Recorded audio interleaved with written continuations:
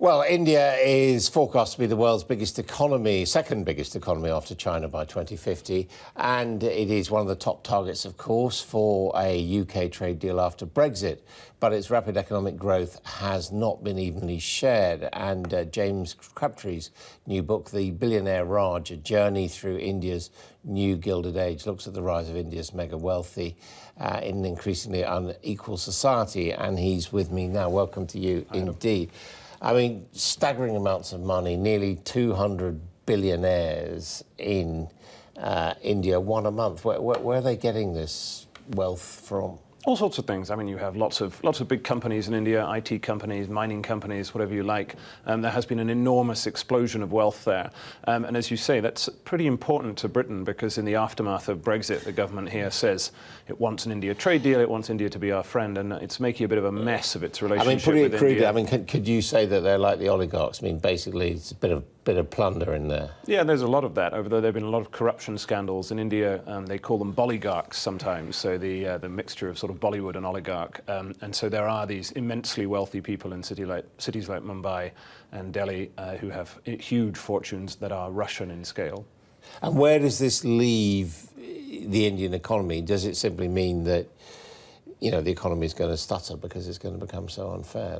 Most people are going to be poor, and then there are going to be a few people rich floating at the top. Well, I think it's a big moment of transition where they have to try and avoid this Russian-style path.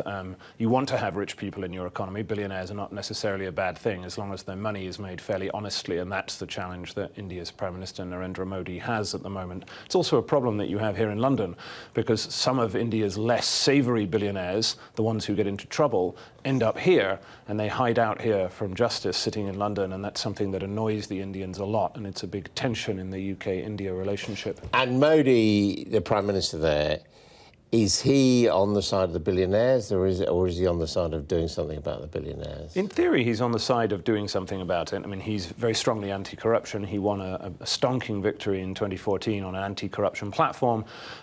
Whether or not he's actually done that much to change things is another question, because Indian politics is a pretty dirty business, and all of the money that you need to run their enormous elections, the next one of which is next year, comes under the table from these rich businessmen.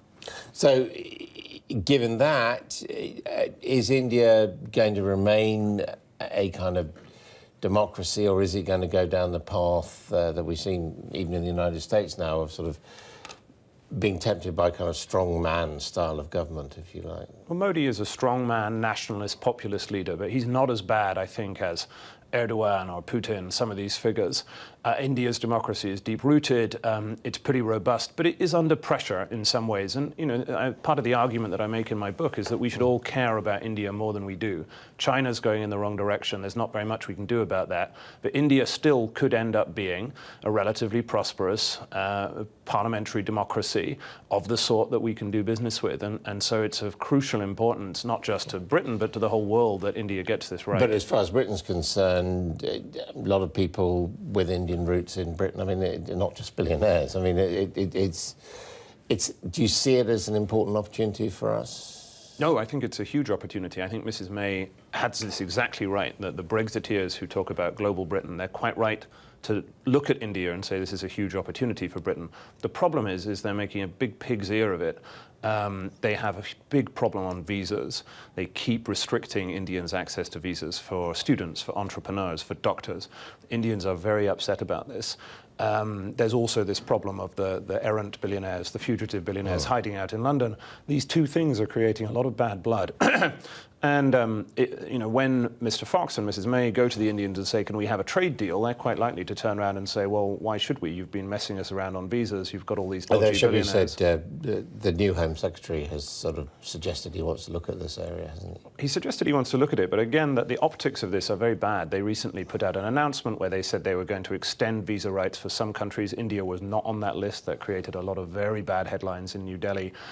If we're trying to reach out to India, which we should be doing, we're not making a very good job of it. So I think the objective for the Brexiteers is right. Global Britain is a good idea we should get behind, but they're not making a very good job of it. And what do you say to the doomsters who say that, you know, the next century, the conflict will be India v. China? I think it's much more likely to be China versus America, and India is therefore the swing state. And put this, this is too crude, but you might as well see it in these terms. Is India going to be on our side or theirs? There's a good chance that India could be, broadly aligned with the West, with liberal values, and we all have to hope that that's what's going to happen. Well, it's fascinating stuff, and James Crabtree's book is called The Billionaire Raj. Well, time for a look at the weather.